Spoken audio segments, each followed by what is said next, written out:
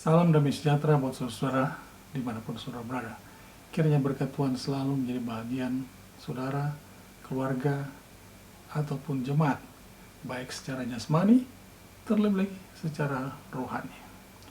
Pertemuan kita pada saat ini untuk mempelajari Alkitab, khususnya buku Daniel, yang menarik karena buku ini mengungkapkan peperangan yang sebenarnya yang terjadi di atas dunia ini.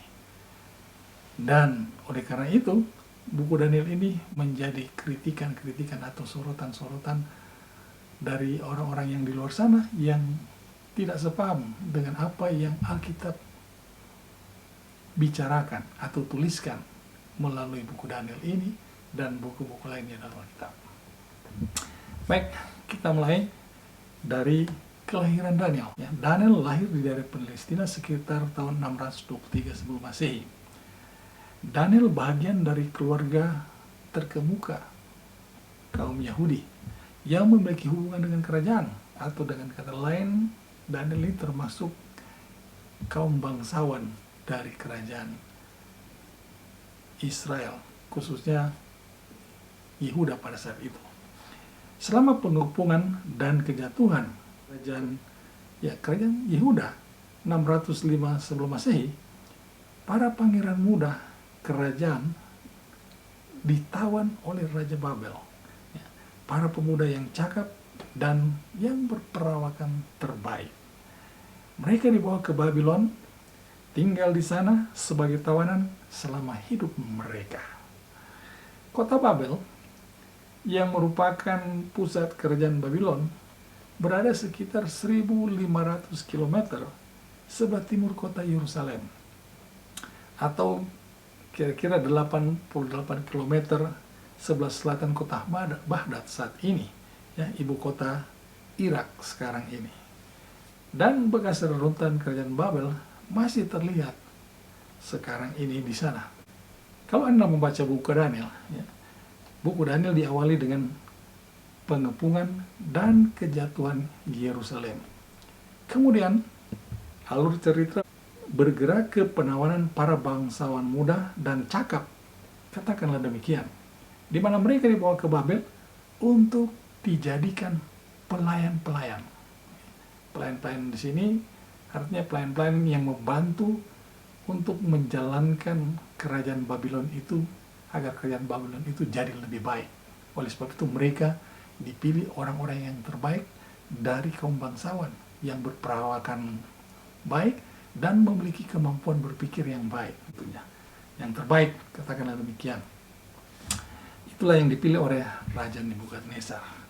Dan karena untuk dijadikan pelayan-pelayan di dalam kerajaan Babylon, mereka dididik melalui sistem pendidikan yang mereka miliki, sistem pendidikan di Babylon.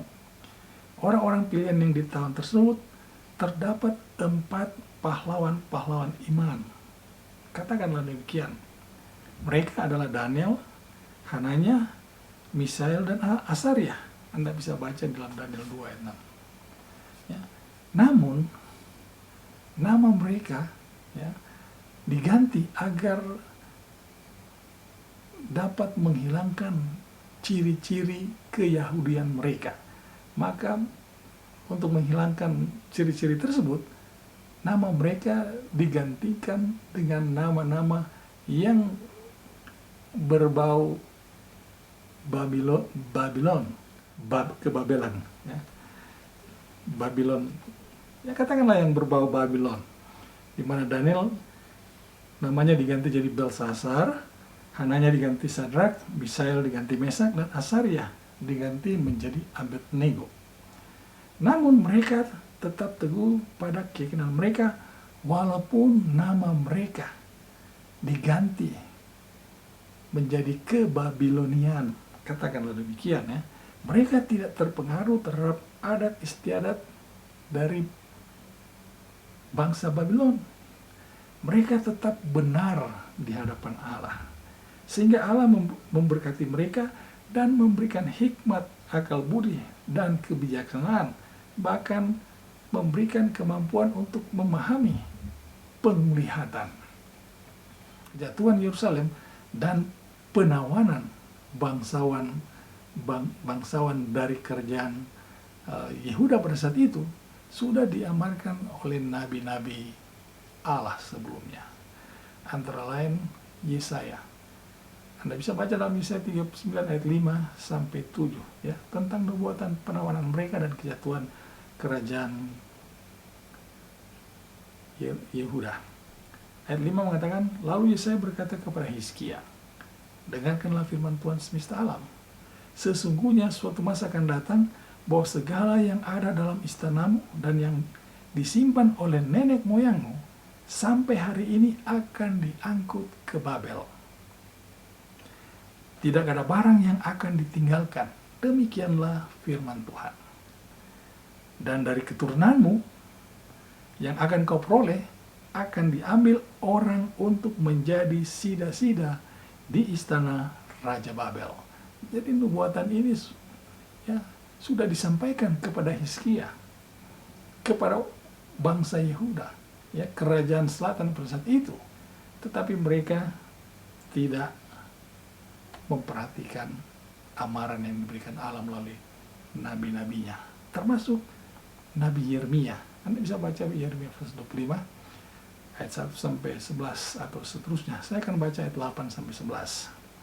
Sebab itu beginilah firman Tuhan semesta alam, oleh karena kamu tidak mendengarkan perkataan-perkataanku, sesungguhnya aku akan menggerakkan semua kaum dari utara. Demikianlah firman Tuhan, menyuruh memanggil Nebukadnezar Raja Babel, hambaku itu. Aku akan mendatangkan mereka melawan negeri ini, melawan penduduknya, dan melawan bangsa-bangsa sekeliling ini, yang akan kutumpas dan kubuat menjadi kengerian, menjadi sasaran suitan, dan menjadi ketandusan untuk selama-lamanya. Aku akan melenyapkan dari antara mereka suara kegirangan dan suara sukacita dan suara pengantin laki-laki dan pengantin perempuan, bunyi batu kilangan dan cahaya pelita. Maka seluruh negeri ini akan menjadi reruntuhan dan ketandusan, dan bangsa-bangsa ini akan menjadi hamba kepada Raja Babel 70 tahun lamanya. Yeremia, ya, melalui Yeremia, hamba Allah ini mengamarkan kerajaan Yehuda, kerajaan selatan, ya, bahkan lebih detail lagi daripada apa yang Yesaya amarkan. Ya, mereka akan ditawan selama 70 tahun di Babylon.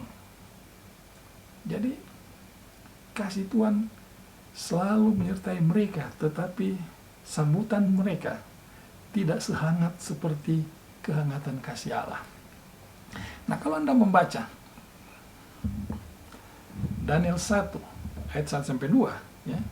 Mari kita baca Daniel 1 ayat 1 sampai 2. Pada tahun yang ketiga pemerintahan Yoyakim, Raja Yehuda, datanglah Nebukadnezar, Raja Babel, ke Yerusalem, lalu mengepung kota itu. Ayat 2, Tuhan menyerahkan Yoyakim, Raja Yehuda, dan sebagian dari perkakas-perkakas rumah Allah ke dalam tangannya. Semuanya itu dibawa ke tanah Siniar, ke dalam rumah dewanya. Perkakas-perkakas itu dibawanya ke dalam perbendaharaan dewanya. Jadi, dari ayat ini yang kita baca tadi, ayat 1, ya, pertama kita dapat lihat suatu narasi atau pernyataan peristiwa sejarah dunia.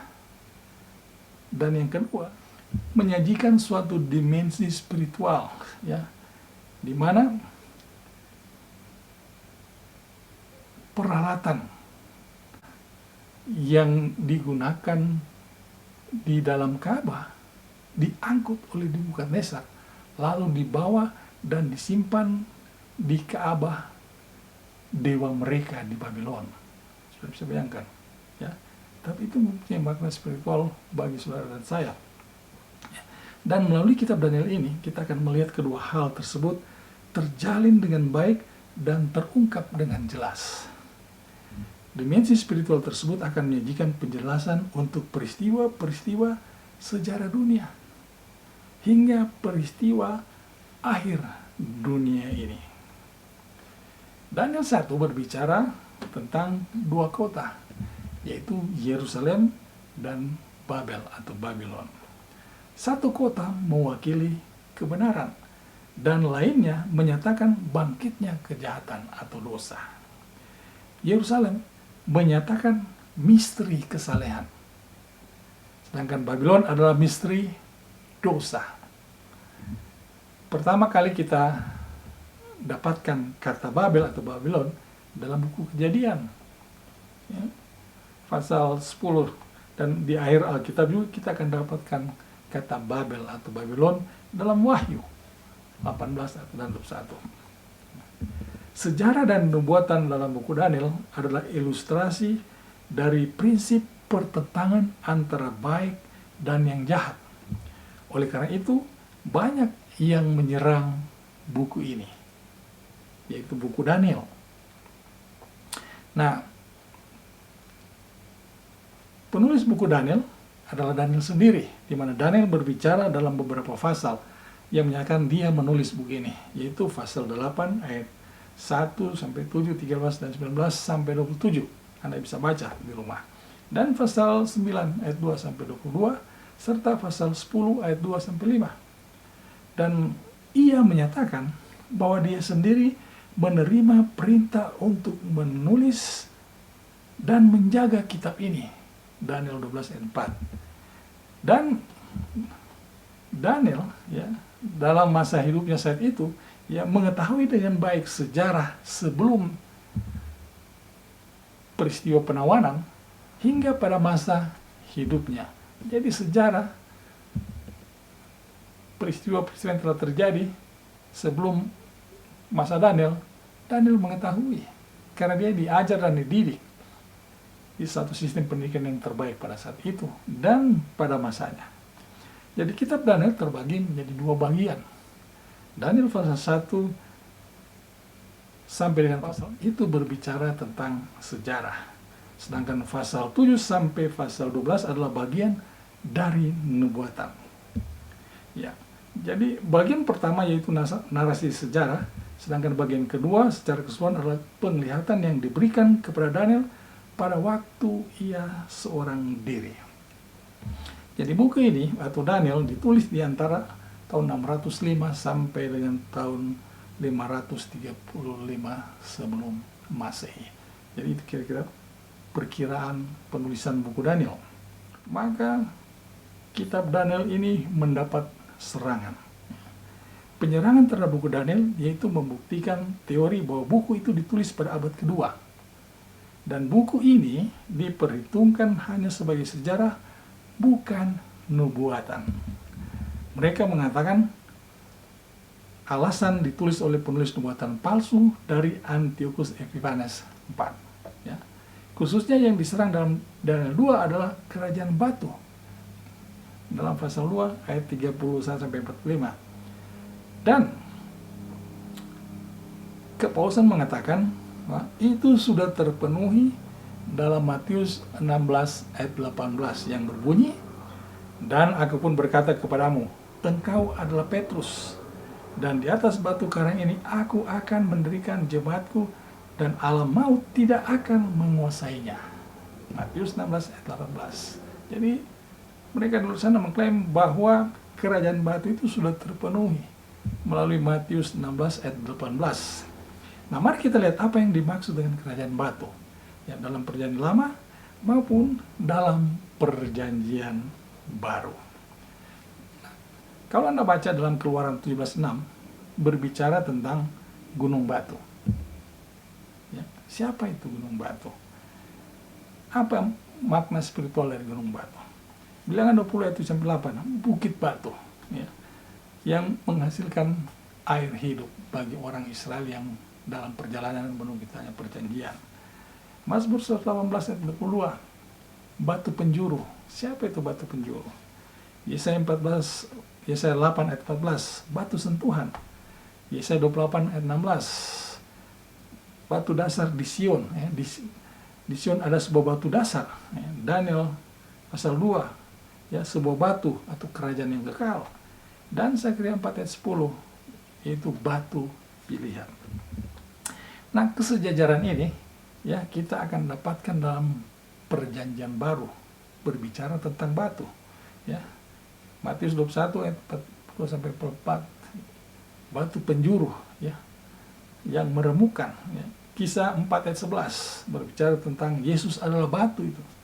Roma 9 ayat 3, di Sion ada batu sentuhan.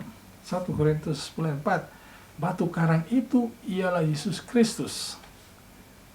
1 Petrus 2 ayat 4, 6 sampai 8, batu hidup di Sion sebuah batu, mereka tersandung dan apa remuk olehnya. Jadi kesejajaran antara perjanjian lama dan perjanjian baru itu jelas menyatakan siapa itu kerajaan batu, yaitu kerajaan Yesus Kristus.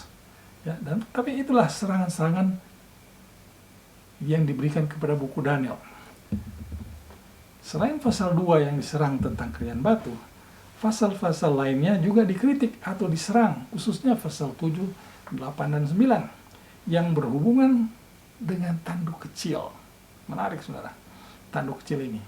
Identitasnya itu atau siapa dia tanduk kecil dan bagaimana perilakunya baik terhadap Allah maupun umat Allah. Lalu dalam pasal tersebut ya 7, 8, 9, kenyataan dari pelajaran ini bahwa kita semua menghadap pengadilan Allah yang menuntun kita pada akhir dunia ini dan pengantaran Yesus Kristus dalam kerajaan surga. Jadi kita lihat nubuatan dan peristiwa yang telah terjadi digambarkan dalam buku Daniel ini. Semuanya ini mendapatkan kritik atau perlawanan kuat terhadap buku Daniel agar kita tidak percaya buku nubuatan dunia ini. Jadi kritikan-kritikan tersebut menyerang agar kita tidak mempercayai bahwa Allah telah menunjukkan ya sejarah hidup dunia ini sampai di masa yang akan datang berupa nubuatan. Penyerangan atau kritik mereka bahwa kitab Daniel pasal 7, 8, 9 itu terpisah, kemudian menyatakan pasal tersebut tidak memiliki hubungan peristiwa. Sebagai pelajar Alkitab, tentunya kita tidak boleh membiarkan hal ini terjadi. Ya, sebagaimana saudara saya mempelajari Alkitab, ya, hal ini kita tidak biarkan terjadi atau kita akan dalami Alkitab sehingga kita dapat pemahaman yang lebih baik.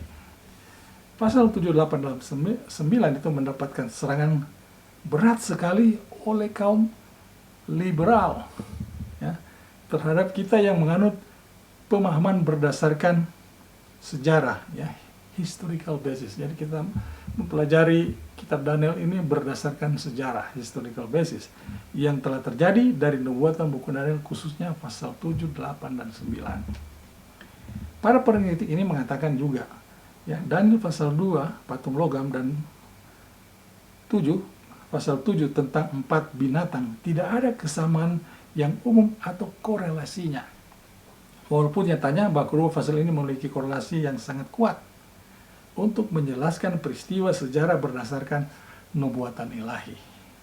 Faktor penghubung kedua pasal tersebut adalah keempat logam dan keempat binatang adalah simbol kerajaan pada saat itu dengan kekuasaan dan kemuliaannya. Nah, para penyerang ini antara lain yaitu Francisco Ribera pada tahun 1537 sampai 1541 mengembangkan apa yang sekarang kita sebut futurism. Dia menyatakan bahwa nubuatan Daniel dan Wahyu tidak akan digenapi sampai hari-hari terakhir ketika selama 2300 hari literal atau sekitar 7 tahun seorang antikristus akan muncul. Diteorikan bahwa pada waktu itu sebuah Ka'bah Yahudi akan dibangun kembali di Yerusalem lama.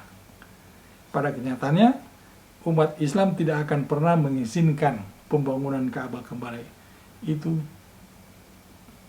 pada saat ini ya, di Bukit Bait Suci di Yerusalem, di mana telah berdiri suatu rumah perbaktian bagi kaum muslim di sana. Ya, dan saudara bisa lihat di berita-berita ya, hampir setiap saat terjadi pertikaian di sana. ya, apalagi menjelang akhir tahun, ya, antara perayaan Natal dan Tahun Baru, ya, terjadi pergolakan selalu di sana. Jadi salah satu membuktikan bahwa teori ini mengatakan akan dibangun kembali, dan itu kelihatannya tidak mungkin terjadi karena ada kaum muslim yang memiliki rumah ibadah di sana, dan mereka tidak akan membiarkan hal itu terjadi. Dan kemudian beberapa tahun kemudian, Louis de Alcázar, ya, mengembangkan suatu doktrin atau posisi yang berlawanan dengan futurism yang dikenal sebagai preterism. Ini adalah ajaran bahwa nubuat Daniel dan Wahyu digenapi pada zaman kuno oleh Antiochus Epiphanes yang keempat, Nero, ataupun Roma kekafiran. Itu teori yang dikembangkan oleh preterism. Nah, mari kita kembali ke buku Daniel. Paralel atau kesejajarannya, pasal 2, patung kepala dari emas yang mulai turun menjadi besi dengan kekuatan yang menghancurkan. Pasal 7, singa Raja Rimba yang mengagumkan itu, ya, turun ke binatang yang aneh yang memiliki kuasa yang sangat ganas dan membinasakan. Jadi kita lihat dari yang mulia turun kepada yang tidak mulia dan ganas dan sangat membinasakan, menghancurkan. Poin kesejarahan lainnya yang sangat signifikan, walaupun itu sudah dijelaskan kepada Nebukadnezar, namun dia tidak peduli, ya, adalah perihal penghakiman dalam kerajaan surga, dan umat Tuhan atau orang-orang kudus akan memiliki kerajaan surga. Hal itu dapat dilihat dalam pasal 2. Batu besar menghancurkan patung itu membawa pada air kehidupan orang berdosa, dan kerajaan Allah berdiri selama-lamanya. Ayat pasal 2 ayat 34 sampai 45. Nah, selanjutnya pasal 7, ya, menyatakan bahwa tanduk kecil menyerang umat Allah, kemudian diikuti oleh pengadilan pemeriksaan. Pada akhirnya umat Tuhan mewarisi kerajaan baru dan memerintah untuk selama-lamanya. Itu terdapat dalam pasal 7. Selanjutnya dalam pasal 7 pun, ya, menyatakan, ya, meskipun penghakiman itu akan dilakukan oleh orang-orang kudus atau umat Allah, dan pada akhirnya berakhirnya kuasa tanduk kecil, dijelaskan di dalam pasal 7. Siapa dia? Identitasnya apa tanduk kecil itu? Ya. Apa yang dilakukan oleh tanduk kecil itu baik kepada Allah maupun kepada umat-umat Allah.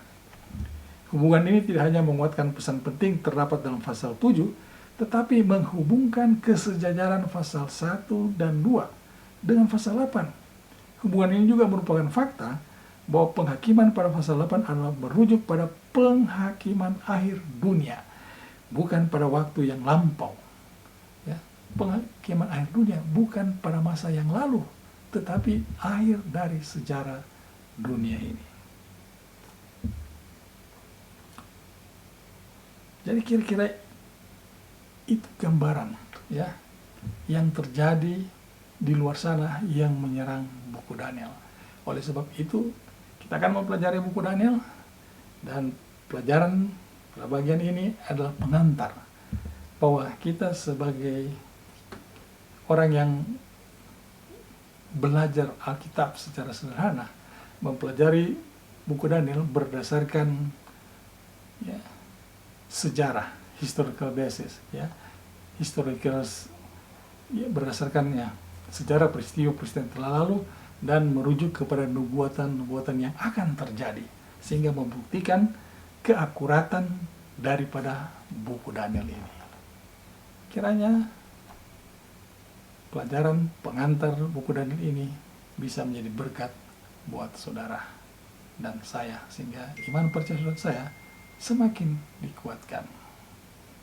Tuhan memberkati dalam nama Yesus Kristus. Amin.